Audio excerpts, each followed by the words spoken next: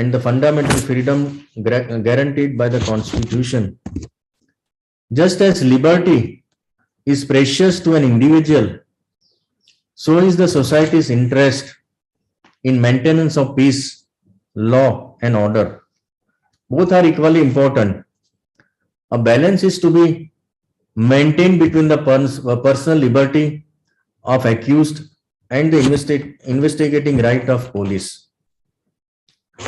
Now, what is the meaning and concept of bail? First of all, let us see. The term bail has been derived from French verb bailer. So this word is derived from the French verb bailer, which suggests to give or to deliver. According to Black's Law Dictionary, bail is defined as procuring the release of a person from legal custody by undertaking that he or she shall appear at the time and place designated and submit him or herself to the jurisdiction and judgment of the court. The law lexicon defines bail as the security for the appearance of the accused person on which he is released pending trial or investigation. Now, whether the word bail is defined in the Code of Criminal Procedure 1973? No, the word bail is not defined under this CRPC.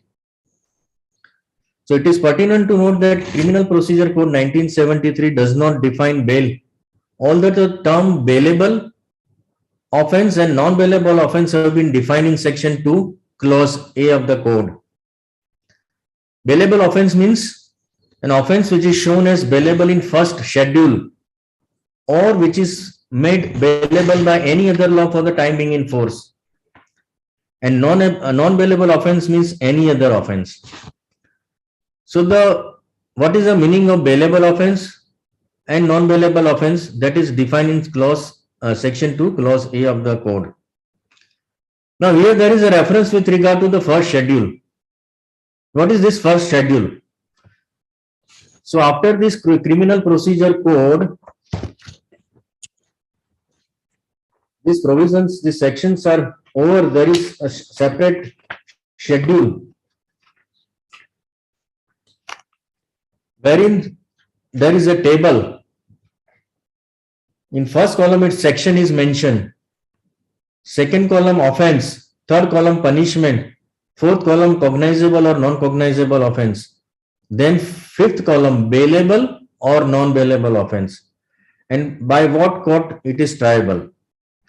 So for example, let us see 406 of IPC.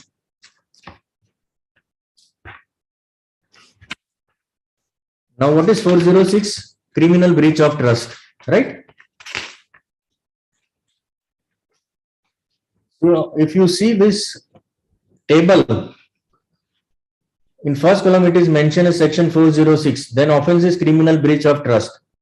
Third column, imprisonment for 3 years or fine or both.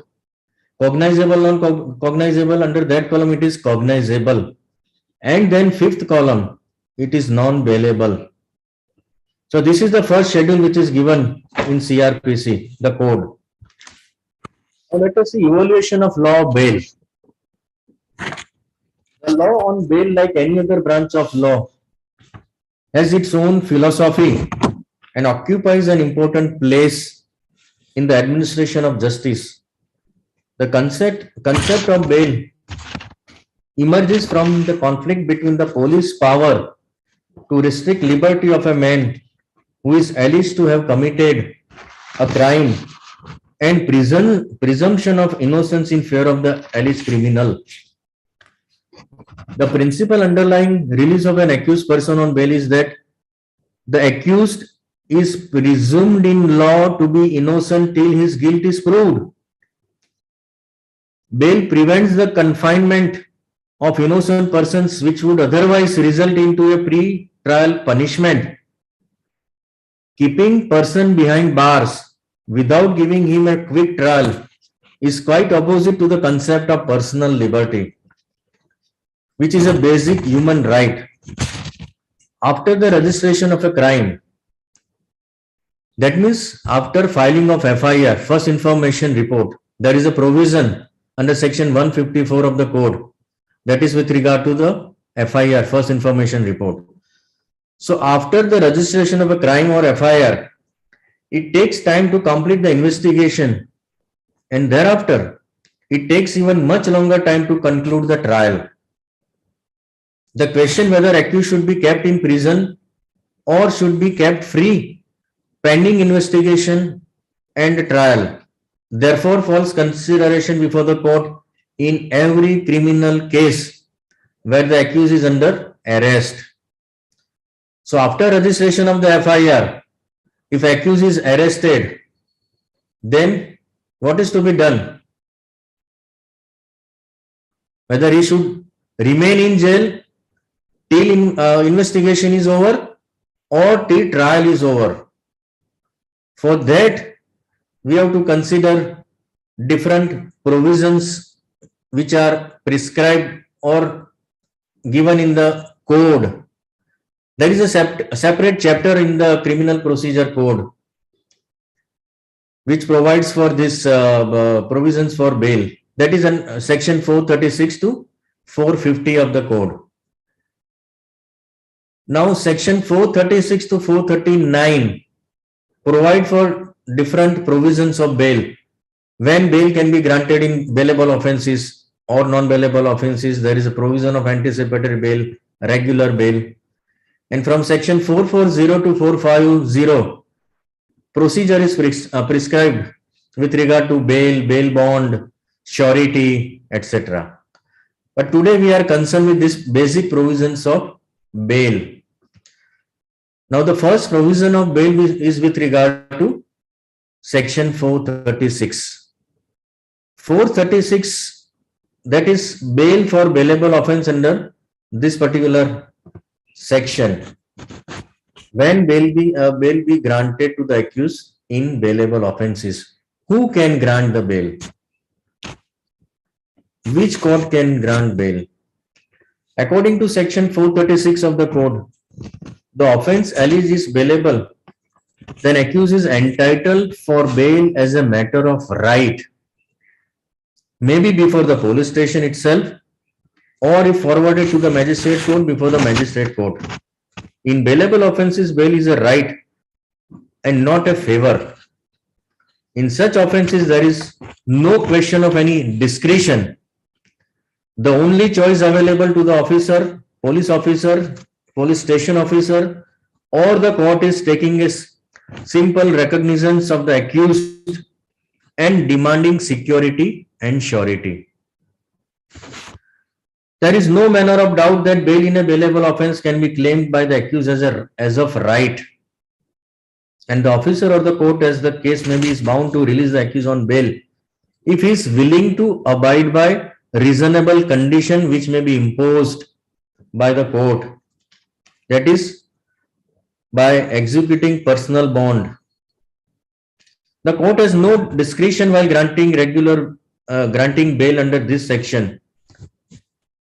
As soon as it appears that the accused person is prepared to give bail, the police officer or the court is bound to release him on such terms as to bail as may appear to the officer or the court to be reasonable. So this is the basic provision with regard to bail, granting of bail in bailable offences. Now the next provision is section 437, which empowers the learned magistrate to enlarge the accused on regular bail in non-bailable offences, right? So, but prior to that, now you must be aware that in the year 2005, by way of an amendment, section 436A is inserted. So let us see what is 436A, which is inserted recently, that means after 2005. Now bail under this particular provision, this section 436A, there had been instances where under trial prisoners were detained in a jail for a period beyond the maximum period of imprisonment provided for the alleged offence. Thus, by way of amendment in the year 2005, Section 436A is inserted in the code to provide that where an under trial prisoner, other than the offence for which death has been prescribed as one of the punishments, has been under detention for a period extending to one half of the maximum period of imprisonment provided for the alleged offence, he should be released on his personal bond with or without surety. It is also provided that in no case the under trial prisoner be detained beyond the maximum period of imprisonment for which he can be convicted for the alleged offence. So, for example, if the punishment prescribed for alleged offence is maximum punishment is 7 years, accused is in jail since last 3.5 years or 4 years for that particular offence, for that particular FIR, then under this particular provision 436A, he can be enlarged on bail. So this is inserted in the year 2005. Now 437, which empowers the learned magistrate to release the accused on bail in non-bailable offences. An officer in charge of a police station has been given power to release the person accused of any bailable offence and some of the non-bailable offence other than the offence punishable with death sentence and life imprisonment. Powers given to an officer in charge of a police station can be exercised only during first 24 hours from the time of arrest. Thereafter, by virtue of the constitutional mandate, that means under Article 22, Subarticle 2, the officer in charge of the police station has to produce and arrest that person before the magistrate. Hence, upon the production of the arrested accused before the magistrate, police will lose its power to release the accused on bail. A magistrate is given power to release a person accused of all bailable offences and most of the non-bailable offences once an arrested accused is produced before him on the accused voluntarily appears before him. Now, whether magistrate can enlarge an accused on bail if he is arrested in connection with the offence punishable with death sentence or life imprisonment? Any idea? Whether an accused who is arrested in connection with the offence which is punishable with death or life imprisonment. So this particular provision 437, there it is prescribed, it is provided that magistrate is empowered to release an accused on bail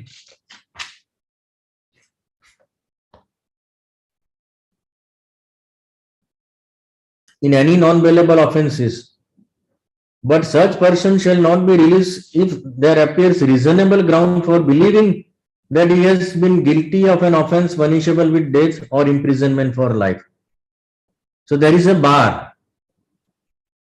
However, there is an exception, there is a provision in this particular section also, when a person accused can be enlarged on bail even if he has committed offence punishable under punishable with life imprisonment. There is exception also. Now the next point would be, what are the stages of bail or types of bail? The first stage would be anticipatory bail. Now the FIR is filed under section 154 of the code. Police has started investigation. A person is named as an accused in that FIR. So before his arrest, he can file an application for anticipatory under section 438. So this provision of anticipatory bail is provided in section 438 of the code. Now the Code of Criminal Procedure 1898. So 1898, the said code did not contain any specific provision corresponding to the present section 438. Under the old code, there was a sharp difference of opinion amongst the various high courts on the question as to whether the courts had an inherent power to pass an order of bail in anticipation of arrest. The Law Commission of India, in its 41st report dated September 24, 1969, pointed out the necessity of introducing a provision in the Code of Criminal Procedure enabling the High Court and the Court of Sessions to grant anticipatory bail.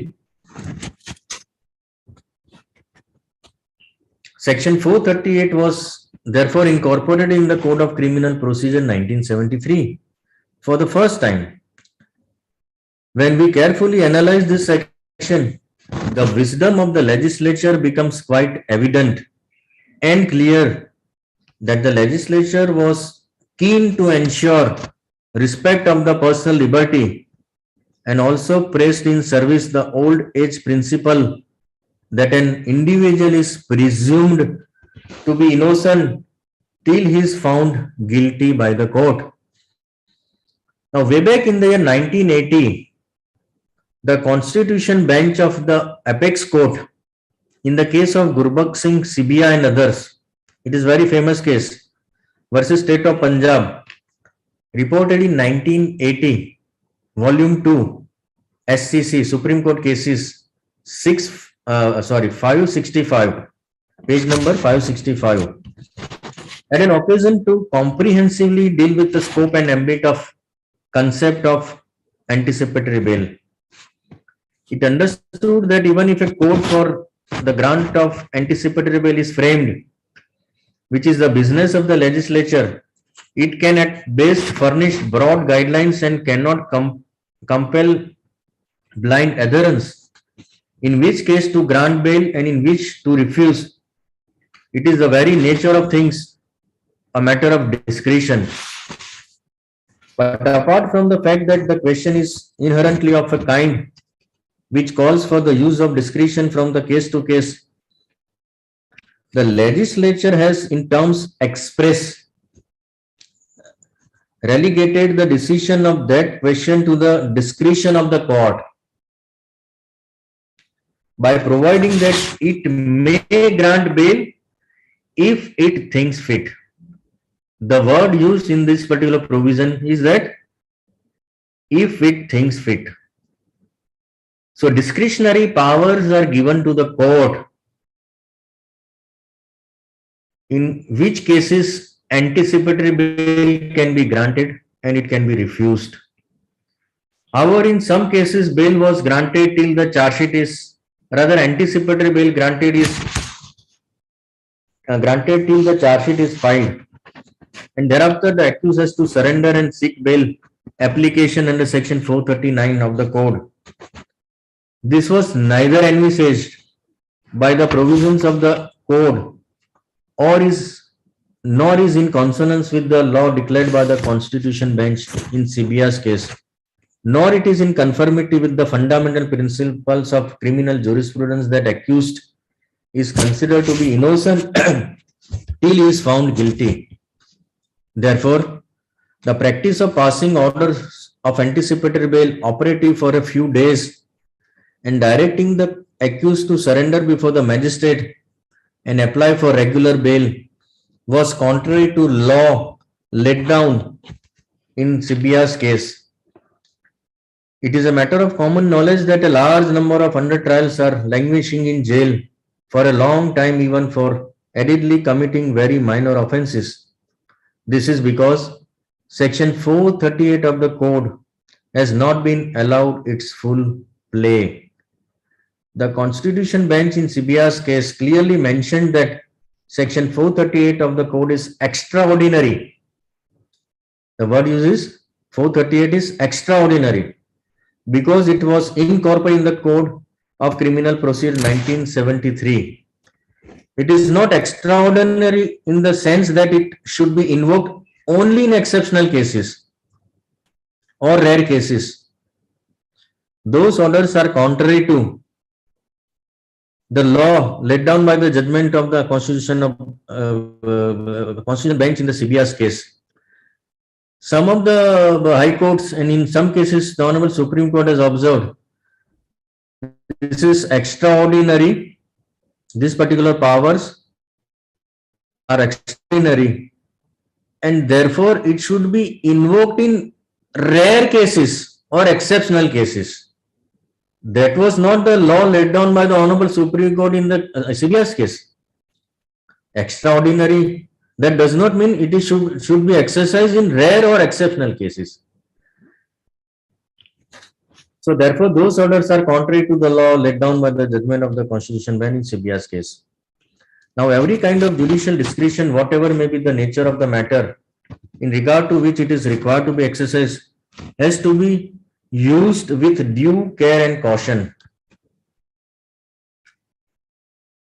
In fact, an awareness of the context in which the discretion is required to be exercised and of the reasonably foreseeable consequences of its use is the hallmark of a prudent exercise of judicial discretion. The proper course of action ought to be that after evaluating the averments and accusation available on record, if the court is inclined to grant anticipatory bail, then an interim protection or interim bail be granted and notice be issued to the public prosecutor. And after granting opportunity of hearing to the public prosecutor and after verifying the investigation paper, court can grant anticipatory bail or court can refuse that anticipatory bail. So, in short, powers are also given to the court to release the person on temporary bail or interim bail, rather, to grant interim protection from his arrest during the pendency of that anticipatory bail application. Now, as per CBI's case, the bail granted by the court should ordinarily be continued till the trial of the case, till the conclusion of the trial. Therefore, the order granting anticipatory bail for a limited duration and thereafter directing the accused to surrender and apply for regular bail is contrary to the legislative intention and the judgment of the apex court in CBI's case. Section 438 of the code does not mention anything about the duration for which a direction for release on bail in the event of arrest can be granted.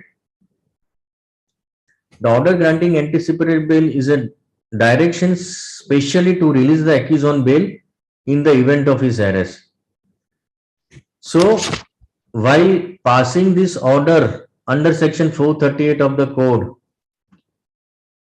always the court uses this particular word that in the event of his arrest, he should be enlarged on bail. Right? Now, though there is a decision rendered by the Honorable Supreme Court in the case of Gurbakh Singh Sibia in the 1980, in 1998, the smaller bench of the Honorable Supreme Court in the case of Salahuddin Abdul Samad Sheikh versus State of Maharashtra, which is reported in 1996, Volume 1, SCC 667. In that case, Supreme Court deviated from the judgment given in CBI's case on the point of time limit for the operation of the anticipatory bail. In that case, the Supreme Court held that since anticipatory bail is granted during pendency of investigation, when the court is not informed about the nature of evidence against the accused, it should be limited in time. Once this limited period expires, it should be left to the regular courts to deal with the matter of bail based on the evidence before the court. Thus, as per the decision rendered in CBI's case, an order of anticipatory bail would normally continue till the end of trial. However, as per the case decision rendered by the Honorable Supreme Court in Salahuddin case, it is time limit is prescribed. Now, this case of Salahuddin decision rendered in the case of Salahuddin, that was followed by the Supreme Court in subsequent decisions.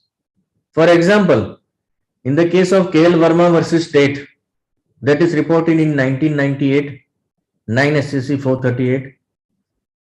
Sunita Devi versus State of Bihar, reported in 2005, 1 SCC 608. Nirmaljit Kaur versus State of Madhya Pradesh, reported in 2004, 7 SCC 558. Now see the position. The bench of 5 judges in their 1980 in CBR's case specifically held that once the accused is enlarged on anticipatory bail, the accused is on bail till the end of the trial. Whereas in these other 4 cases, it was held that if the accused is enlarged on anticipatory bail and if he is arrested by the police and thereafter enlarged on bail on the basis of the order of anticipatory bail passed by the concerned court, then he has to apply before the concerned sessions court or the high court within a period of 10 days only from the date of his arrest. Thereafter, within a period of 10 days, he has to apply before the concerned court for regular bail. Therefore, that was not the correct law. Hence, once again in the 2011, see now the Sidram Matre's case. In the decision rendered by the apex court in the case of Sidram Matre versus State of Maharashtra and others, reported in AI 2011, Supreme Court SC 312, the court reiterated the principle rendered by the Constitution Bench in CBR's case. In view of the clear declaration of law laid down by the Constitution Bench in CBR's case, it would not be proper to limit the life of anticipatory bail. When the court observed that the anticipatory bail is for limited duration and thereafter the accused should apply to the regular court for bail, that means life of section 438 of the code would come to an end after that limited duration. This limitation has not been envisaged by the legislature. In the CBR's case, it is clearly observed that it is not necessary to rewrite section 438 of the code. Therefore, in view of the clear declaration of law by the Constitution Bench, the life of the order under section 438 of the code granting anticipatory bail cannot be curtailed. In light of the aforesaid principle laid down by the apex court, the following factors and parameters have to be taken into consideration while dealing with the anticipatory bail. See, in the provision, this under section 438 also, certain criteria is laid down. Now, in this case of Sidram Matre also, in paragraph 122 of that decision, the Honorable Supreme Court has laid down certain criteria guidelines for exercise of powers under this particular provision, that is under section 438 of the code. The court has to consider these aspects. For example, the nature and gravity of the accusation. So, nature and gravity of accusation and the exact role of the accused must be properly comprehended before arrest is made. The antecedents of the applicant. What is meaning of antecedent? Whether any other affair is registered against this particular person accused or not. The antecedents of the applicant, including the fact as to whether the accused has previously undergone imprisonment on conviction by a court in respect of any cognizable offense. The possibility of the applicant to flee from justice. The possibility of the accused likely to repeat similar or the other offenses, where the accusation have been made only with the object of injuring or humiliating the applicant by arresting him or her. Impact of grant of anticipatory bail, particularly in cases of large magnitude affecting a very large number of people. While considering the prayer for grant of anticipatory bail, a balance has to be struck between two factors, namely, no prejudice should be caused to the free, fair, and full investigation, and there should be prevention of harassment, humiliation, and unjustified detention of the accused. Now, in the latest decision rendered by the Honorable Supreme Court in the 2020, in the case of Sushila Agrawal, Sushila Agrawal versus State NCT of Delhi, reported in 2020, Volume 5, SSC, page 1. The Honorable Supreme Court has considered all the aforesaid decisions, and thereafter looking to the conflicting opinions of different Supreme Court benches of different strength, the court framed two important questions that required to be answered to settle the law on the issue. The first question was whether the protection granted to a person under section 438 of the code should be limited to a fixed period so as to enable the person to surrender before the trial court and seek regular bail. The second question was whether the life of an anticipatory bail should end at the time and stage when the accused is summoned to the court.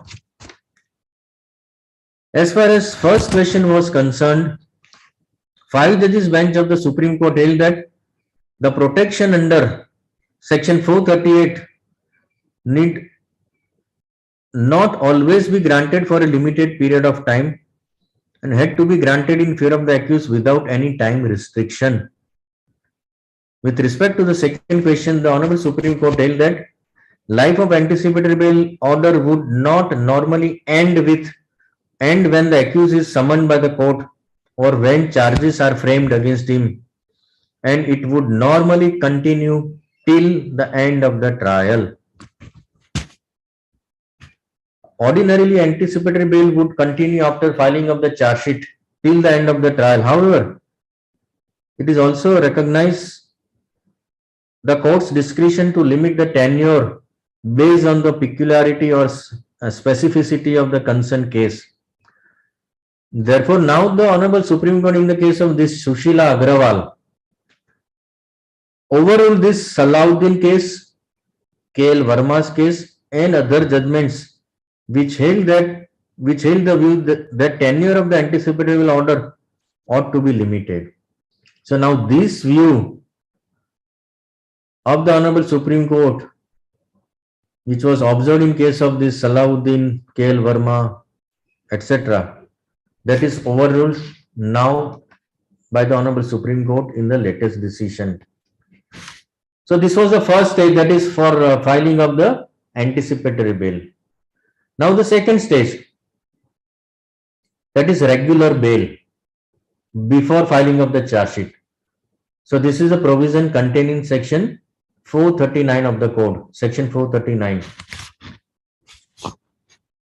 The second stage would arise when a person is arrested on the basis of FIR or upon reasonable suspicion of having committed a crime.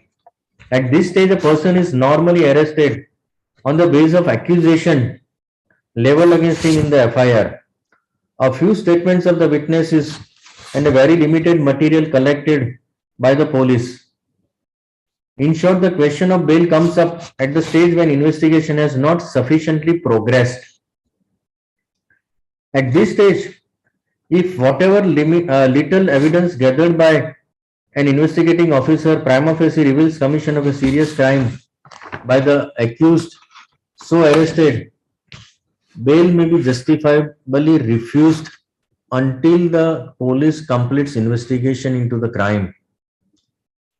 This would be so because the court does not have the complete picture about the involvement of an accused in the crime, and whatever little material available to the court indicates prima facie guilt or involvement of the accused.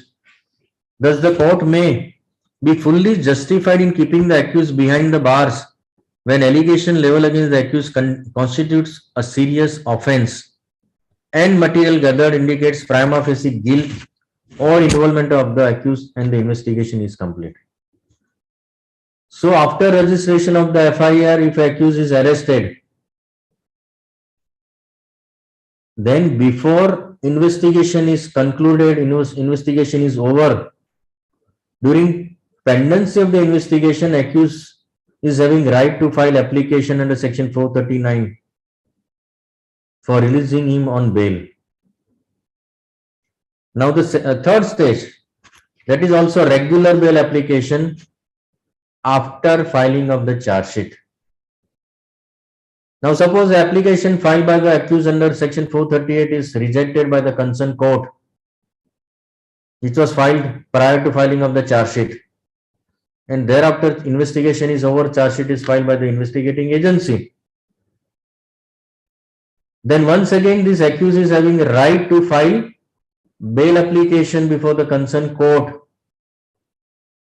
under this provision section 439 by saying that, sir, now the investigation is over, investigating agency has filed the charge sheet and there is no material against me in these investigation papers. So it will be a third stage, regular bail after filing of the charge sheet. The question of bail requires reconsideration when investigation is over and police files report of investigation in the form of a charge sheet. At this stage, the court gets a definite and clear picture about the involvement of the accused in the alleged offense. If the clear picture in the form of statements and other material placed before the court indicates prima facie guilt or involvement of the accused, the court may be justified in refusing bail pending the trial. In other words, if the statements recorded and the material gathered during the course of investigation raise a reasonable doubt in the mind of the court about the guilt of the accused, the court should release the accused on bail pending the trial. Where bail is refused, it follows as a necessary corollary that his trial would be concluded expeditiously without any delay. Right of speedy trial is implicit in the event of refusal of bail, since the accused is kept in custody merely on the basis of the accusation in the form of a charge sheet. The right to have a speedy trial is inherent in the criminal justice system. It also flows from Article 21 of the Constitution. So now this is the third stage. After filing of the charge sheet, accused can file application for bail. See, now at this stage it is relevant to note that under section 438 as well as under section 439 of the code, powers are given to the sessions court as well as to the high court to enlarge the accused either on anticipatory bail or regular bail. So concurrent powers are with the sessions court as well as the high court. So whether accused can directly file bail application or anticipatory bail application before the high court or not, by saying that, sir, concurrent powers are with the high court also.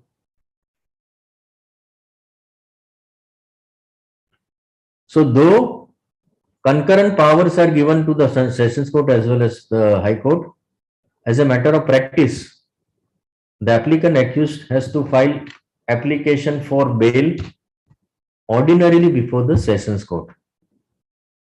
And if his bail application is rejected or anticipatory bail application is rejected, he can file anticipatory bail or bail application before the high court, so that he can get 4 chances. See, suppose his anticipatory bail filed before the sessions court is rejected, he can file anticipatory bail before the high court.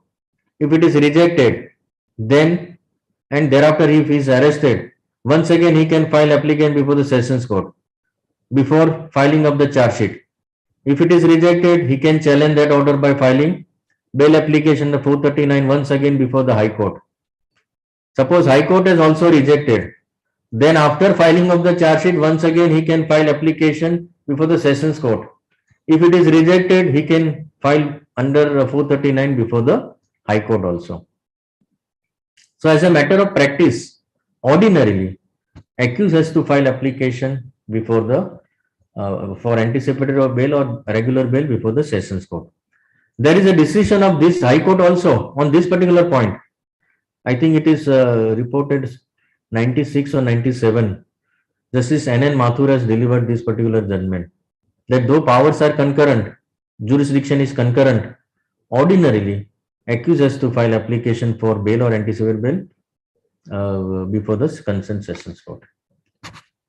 Now here, just now I have said that his bail application is rejected. Application filed by the accused is rejected even after filing of the charge sheet. Then whether he has to remain in jail till the trial is over, then it is a now fourth stage, that is successive bail application. Successive bail application. Now when successive bail application is filed, where accused is in pre-trial confinement and his fundamental right to speedy trial is violated without his fault, the question of bail deserves reconsideration. At this stage, the court may consider various aspects, that is the seriousness of the crime, the social background and antecedent of the accused, etc. If the accused is not dangerous or an antisocial element and the trial is not likely to commence in near future, the court may release him on bail after considering the other relevant aspects. If the court does not find it proper to release a person on bail on the ground of violation of fundamental right to speedy trial, the court may pass necessary orders to see that the trial is commenced and concluded as expeditiously as possible. So this is the fourth stage, that is successive bail application. After rejection of his bail application, after filing of the charge sheet, if the person is not released on bail, then also he can file application, that is successive bail application, on the ground of delay in commencing trial, delay in concluding the trial, or on the ground of change of circumstances. For example, application filed under section 439 by the accused after filing of the charge sheet is dismissed by the High Court, and thereafter the co-accused, that means accused of the same FIR, co-accused against whom similar type of allegations are leveled, has been enlarged on bail, then on the ground of change of circumstances, on the ground of parity, once again the accused can file bail application before the concerned court. So on the ground of change of circumstances, successive bail application can be filed. Delay in trial, parity, etc., etc. Now, what are the considerations for grant or refusal of bail? The considerations for grant or refusal of bail under section 438 and 439 of the code are different. A bail application under section 438 of the code comes under consideration before the arrest of accused, whereas the application in the section 439 of the code comes under consideration after the arrest of the accused. We have already discussed the criteria relevant for consideration of anticipated bail under section 438 of the code. Now, while considering application under section 439, the court cannot go into the details of evidence to find out whether evidence will be sufficient in establishing the guilt of the accused beyond reasonable doubt. It is not desirable to dissect or pronounce on the evidence, otherwise In resorting to such a procedure, the court would be exceeding the limits of its functions. The probability of the guilt or innocence of the accused person is not a relevant consideration while dealing with bail application, as the question to determine whether the prosecution will be able to produce prima facie evidence in support of the charge and not evidence establishing the guilt of the accused persons beyond a reasonable doubt. Apart from the above, certain other considerations are also relevant. That means these are the provisions which are the consideration factors which are required to be kept in mind by the concerned court while exercising powers under section 439. So while granting bail, the court has to keep in mind not only the nature of the accusation but the severity of the punishment. What is the punishment prescribed for the alleged offense is also required to be seen by the court at the time of considering the bail application. So severity of the punishment. If the accusation entails a conviction, as also the nature of evidence in support of the accusation. Reasonable apprehension of the witness is being tampered with, or the apprehension of there being a threat for the complainant should also weigh with the court in the matter of grant of bail. While is not accepted to have the entire evidence establishing the guilt of the accused beyond reasonable doubt, but there ought always to be a prima facie satisfaction of the court in support of the charge, and frivolity in prosecution case should always be considered.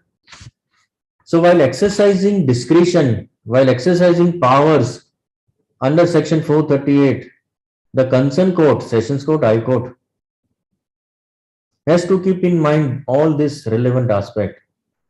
What is the exact accusation against that accused, level by the prosecution, severity of the punishment, what is the evidence collected by the investigating agency,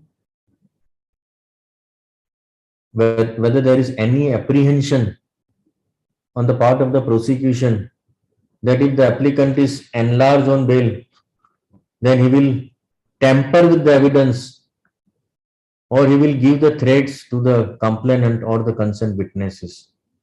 Whether he would be available at the time of trial or not. All these aspects are required to be considered by the court while exercising powers.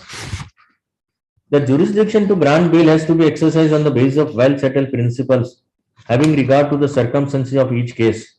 While granting bail, the court has to keep in mind the nature of accusation, nature of evidence in support thereof, severity of the punishment which the conviction will entail, the character, behavior, means and standing of the accused, circumstances which are peculiar to the accused, reasonable possibility of securing the presence of the accused at the trial, reasonable apprehension of witnesses being tampered with, larger interest of the public and state is also required to be kept in mind.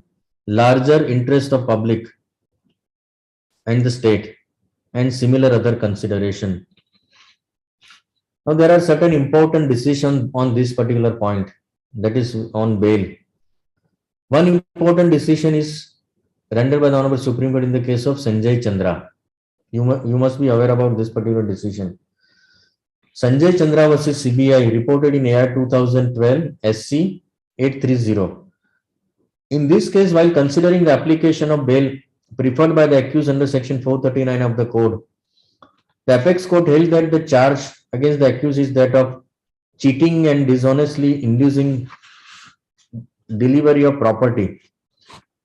The punishment for the offense is for a term which may extend to 7 years. Their maximum punishment prescribed was 7 years. Though the nature of the charge was serious, but at the same time the punishment to which the party may be liable if convicted also bears upon the issue. There were 17 accused persons. The statement of the witnesses runs to several hundred pages, and the documents on which reliance was placed by the prosecution was voluminous. The trial may take considerable time, and the accused who were in jail had to remain in jail longer than the period of detention had they been convicted. It is not in the interest of justice that accused should be in jail for an indefinite period. No doubt the offense against the accused was a serious one, but that by itself should not deter from enlarging the accused on bail when there is no serious contention that the accused, if released on bail, would interfere with the trial or tamper with the evidence. Further, there was no good reason to detain the accused in custody, that too after completion of investigation filing of the charge sheet. Accordingly, in that case, the concerned accused person was enlarged on bail. So there the court considered that though no doubt the accusation against the accused is serious, but court has also considered the maximum punishment prescribed for that alleged offense, that is 7 years imprisonment. And looking to the fact that there were a number of witnesses, number of documentary evidence which the investigating agency has collected, court thought it fit to enlarge the accused on bail. Another important decision is in the case of Arnesh Kumar versus State of Bihar, that is reported in year 2014 Supreme Court 2756. That the Supreme Court has considered power of arrest of the investigating agency under section 41 of the code. Supreme Court has discussed that under which circumstances investigating agency can arrest the accused where the maximum punishment prescribed is 7 years. There are certain criteria are also laid down. I'm not going into the detail with regard to the facts and of that particular case. Now, latest decision on this particular point of with regard to the bail. That is recently in the Supreme Court has in the 2018 rendered decision in case of Dataram Singh versus State of Uttar Pradesh. Reported in 2018, Volume 3, SCC, page 22, that the Honorable Supreme Court observed that grant of bail is a rule and refusal is exception.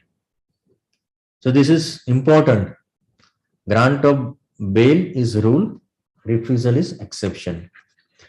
Thereafter, once again, in the case of Parvez Nurdin Lokhanwala versus State of Maharashtra, reported in 2020, Volume 10, SCC, page number 77.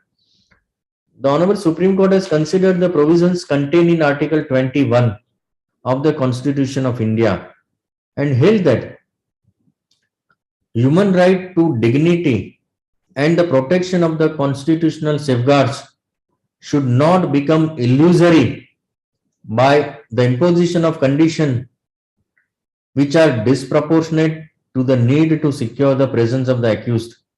The conditions which are imposed by the court must bear a proportional relationship to the purpose of imposing the condition.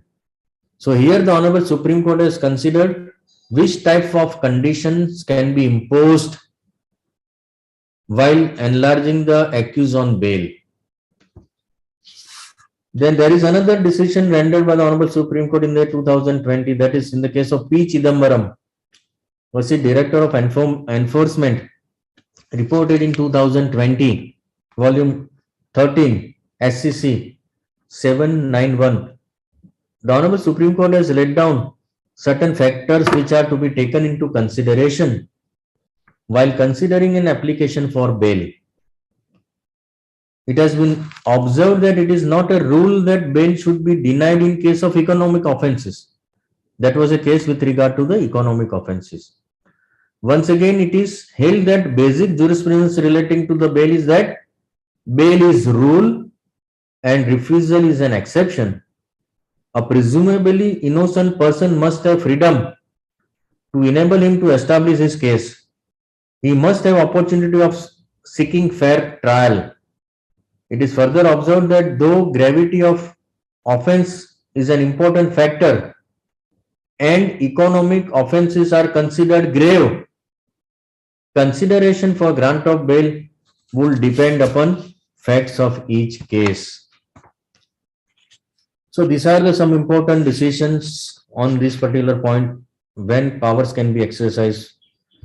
This principle, bail is rule, jail is an exception. That is once again held by the Honorable Supreme Court in the latest decisions. At this stage, I would like to share my experience with regard to dealing with this type of bail matters. I will give you 2 or 3 examples. Thereafter, I will conclude.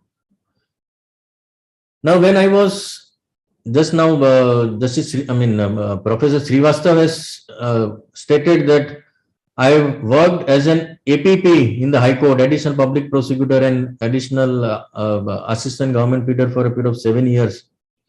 I was appointed in the 1999 and had given resignation in the 2006, 1st April 2006. So I have worked there for 7 years as APP AGP in the High Court. Now one case was allotted to me as a APP. So when I was working as an additional public prosecutor in the High Court, one application filed by the concerned accused for releasing him on bail was allotted to me. In the said case, the concerned complainant filed FIR under section 302 of IPC by stating that when he had gone to his field, he saw one dead body of an unknown person, and therefore on the basis of the said information given by the said complainant, FIR came to be registered against unknown person, unknown accused. Thereafter, the investigating agency started investigation, and on the basis of the mobile phone which was lying near the dead body of that person, the investigating agency collected CDR of the said mobile phone. And on the basis of the analysis carried out by the investigating officer, certain persons were interrogated.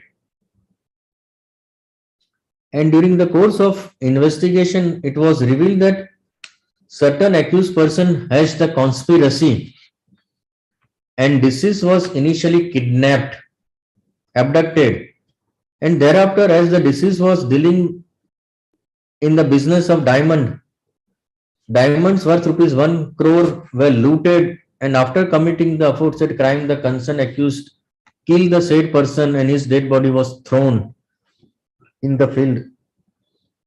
The investigating agency investigated thoroughly and recorded the statement of number of persons, including the persons, that is witnesses, the manager and the staff of the hotel where the accused person stayed and has the conspiracy.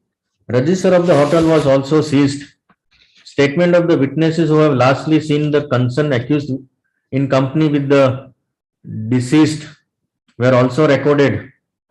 Thus, there was evidence of last seen together. So, the investigating agency has completed the chain. When the aforesaid bail application came up for hearing before the High Court, as an additional public prosecutor, when I had pointed out all the aforesaid aspect, looking to the gravity of the offence and the evidence collected by the investigating agency, the concerned judge of the High Court had rejected the bail application. So, see here, the first information was given by one person, owner of that agriculture field, that one dead body is lying in my agriculture field. On the basis of FIR is lodged under 302 of IPC against unknown person. On the basis of mobile phone only, CDR, the investigating agency has collected the material and thereafter filed the charge sheet. So their bail application was rejected. Now, as a judge in the High Court, I remember when there are a number of important cases, but I will give you example of 1 or 2 cases. When I was dealing with the bail matters as a judge, one bail application was listed before me, wherein the allegation against the concerned applicant accused was that the said accused killed his father. There was no eyewitness to the incident, and on the basis of the confessional statement of the said applicant accused, he was arrested. Now, during the course of investigation, the investigating agency prepared discovery Panchnama, that is Panchnama prepared under section 27 of the Evidence Act. Murder weapon, that is the pipe, was discovered at the instance of the said applicant accused. However, there was no blood stain on that particular pipe. It was sent to FSL. FSL report was nil. Now, this application, bail application, was filed by one junior advocate. He was not able to assist the court in proper manner. Therefore, I asked the concerned additional public prosecutor to give the investigation paper for the purpose of perusal. When I have seen that investigation papers, I found one Panchnama of scene of offense, place of incident. There I found that there is a mention about the 4 sticks, lakadiyo, 4 sticks with blood stain. 4 sticks were lying with blood stain at the spot, at the place of incident. And there was no explanation for the public prosecutor, for the prosecution about this particular weapon. Therefore, I immediately asked the question to the concerned APP. Is there any other accused except this applicant accused? The answer was no. That means there is only one accused and for 5 different weapons, 4 sticks, 1 pipe. On pipe, there was no blood stain. 4 sticks, there were blood stains. Charge sheet was filed against that accused person. In column number 1, that means person arrested was only 1. Column number 2 in the counter of the charge sheet, there was no other accused shown as an absconder. Thus, on the basis of this Panchnama of scene of offense, I exercised the discretion in favor of that particular applicant accused, and he was enlarged on bail. And the last case, where the FIR was filed by one eyewitness, the complainant has stated that when he was sitting with his friend at midnight at a particular place, Mr. X, name of the accused was also given in the FIR. Mr. X came at the place of incident and gave one blow with knife on the abdomen of his friend, as a result of which his friend died. So on the basis of this information, as per this FIR, complainant was the eyewitness. He had seen the incident. He had given name of only one accused, that means Mr. X came at the spot with a knife, gave one blow on the abdomen to the deceased. Deceased died on the spot. Now, during the course of investigation, investigating agency changed the story entirely. Investigating agency implicated other 7 persons in this particular offense by alleging that other 7 persons along with this applicant has the conspiracy at a particular place. Thereafter, this Mr. X came at the place along with other 7 persons. 4 persons came at the spot in the car. Other 4 persons came at the spot in different 2-wheelers. Some role is attributed to some of the accused. That one accused gave kick and fist blow, etc., etc. So, prosecution, rather the investigating agency, changed the entire story. And when the other 7 persons filed anticipated bail application or the bail application before me, I immediately release such persons on bail. So this is my experience while dealing with this type of bail matters. Now the conclusion. One must remember that the denial of bail is not meant for pre-trial incarceration. Its purpose is to ensure that the accused is not able to run away or tamper with the investigation and evidence. Now, this concept of bail or jail, in the 1977, Justice Krishna Iyer, in the judgment rendered in the case of State of Rajasthan versus Balchand, reported in 1977 4 SCC 308, held that the basic rule of our criminal justice system is bail and not a jail. Now, this particular quote of Justice Krishna Iyer from this decision of Balchand rendered in the 1977. Now, the recent decision, you must be aware about the name of this decision. This case, Arnab Goswami versus State of Maharashtra and others. This is a recent decision rendered by the Honorable Supreme Court, reported in 2021, 2 SCC 427. So once again, in the case of Arnab Goswami, latest decision 2021, in paragraph 63, the Honorable Supreme Court has once again quoted this paragraph from the state of Rajasthan and versus Balchan. The basic rule of our criminal justice system is bail or jail. Further, the Honorable Supreme Court observed that the high courts and the courts in the district judiciary of India must enforce this principle in practice. So the Supreme Court has given the advice to the High Court as well as the district judiciary, sessions court. What is observed?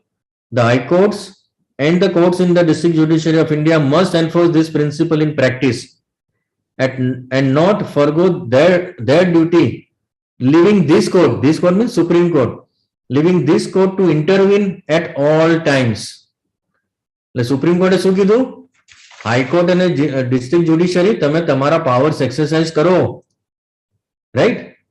So once again, this particular principle which was laid down in the case of Balchan is referred in the latest decision rendered by the Honorable Supreme in the case of Arnab Goswami.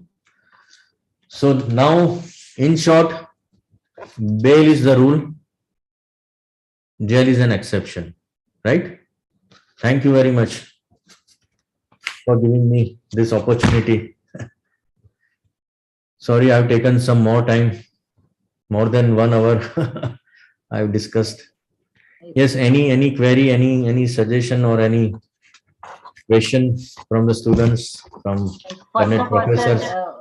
First of all, sir, thank you so much for such a nice session, and Yes. it was such an enriching session.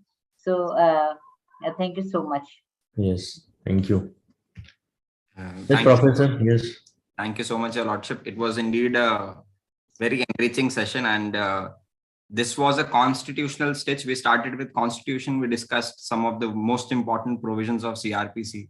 We moved on to study case laws such as Gurbakh Singh, Salahuddin, KL Verma Yes. case, and we ended with some of the experiences that you have had as the judge of the Honorable High Court of Gujarat. One personal note, Your Lordship, would be the power of judicial observation, which was pertinent in that case, wherein you called for the scene panchnama, and you observed that fold. That was one takeaway for me, Your Lordship, as a professor as well, the power of judicial observation. So I thank you for that, Your Lordship. There are several queries that the student have posted. Yes. Your Lordship, if time permits, and with your prior permission, I would like to read out 2 most important questions, Your Lordship. Sure. Yes, please. Thank you. The first query, Your Lordship, is whether the copy of police statements can be supplied to the accused at the time of hearing of the bail application. See here, just now I have discussed, there are different stages of filing of bail application. First stage would be filing anticipatory bail application immediately after filing of the FIR. That the person is not arrested. What is the material collected by the investigating agency is not known to the accused. Now, therefore, at that stage, as a matter of right, the accused cannot request to the court or the prosecution to supply that material or police statement of the witnesses. Even after his arrest, when he files application under section 439 of the code before the concerned court, prior to filing of the charge sheet, there also it is this police statement or the statement of the witnesses or what is the material collected by the investigating agency is not required to be supplied to the accused person, right? After charge sheet, yes, it is the right of the accused. So he will get this complete papers of the charge sheet after filing of the charge sheet. Yes. Your Lordship, the second question is that whether appreciation of evidence is allowed in the stage of adjudicating a bail application. No, I mean, evidence can't be appreciated while considering the bail application. See, court has to consider whether there is a prima facie case against this accused or not. Right? What is the prima facie evidence collected by the investigating agency? While enlarging the applicant on bail or while rejecting his bail application, court has to assign some brief reasons. For example, I am giving this type of reasons. For example, uh, applicant is in jail since so and so date. Investigation is over. Charge sheet is filed. Right? Then this is the material against the particular accused person, this applicant. However, there is no other material collected by the investigating agency implicating the applicant with the incident in question. Prima facie observation. Another aspect is if a person is the co-accused is enlarged on bail by the coordinate bench or the particular judge, then it is to be observed that on the ground of parity, co-accused is enlarged on bail against whom similar type of allegations are leveled. Once he is enlarged on bail, I am also inclined to enlarge this applicant accused on bail. So, evidence can't be appreciated while considering the bail application. Court has to consider only prima facie material collected by the agency and whether the applicant accused would be available at the time of trial or not. Whether there is any apprehension on the part of the prosecution about the tampering of the witnesses or the evidence. These are the criteria. Yes. Thank you, Your Lordship. At this juncture, I would like to invite the student chairperson of the Center for Criminal Law to formally thank Your Lordship for this enriching session. Yes. Over to you, Akansha. Thank you, sir. I, Akanksha Dave, on behalf of the AILNU, would like to thank Honorable Justice Vipul Pancholi for taking out time from his busy schedule and blessing us with his presence. The lectures on contours of bails and its explanation was very enlightening. Further, I had also like to thank our Dean and Director, Dr. Madhuri Parekh, for providing us with this great opportunity. Additionally, I had also like to thank our moderator of the event and the faculty head of CCLJ, for Professor Alokik Srivastava, for facilitating the discussion, and Professor Gauri Tiwari for putting in efforts to make this distinguished lecture successful. I'd also like to thank the faculties for taking out the time from their busy schedule and always being a supportive factor. The biggest thanks goes to the student section ILNU, the administrative and the team members of the CCLJ and the Lawyers Incubation Clinic for being a backbone of the lecture and making sure that they are conducted in this online setup so smoothly. Last but not the least, a big word of thanks to our wonderful audience for being so supportive and making the session interactive. Thank you. Thank you. Thank you. Thank you, Your Lordship. Thank you. Yes, please.